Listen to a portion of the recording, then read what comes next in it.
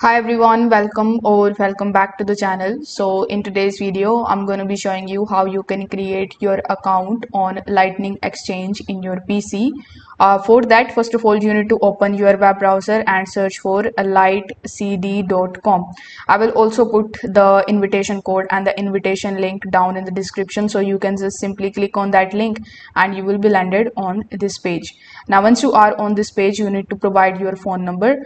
Before providing your phone number, you need to click on this section, and from this list you will have to basically select your country code. Then you need to provide your phone number over here, just like so. It should be 10 digits, and after doing so, you will have to create a strong password for your account. After that, you will have to provide the same password over here, just like so, like just writing over here.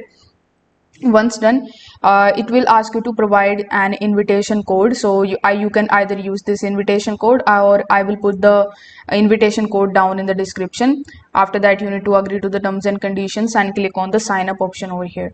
Now as soon as you click on the sign up option, you will be able to create your account on Lightning Exchange. If this video helped you out, make sure that you like this video and subscribe to the channel. Thanks for watching.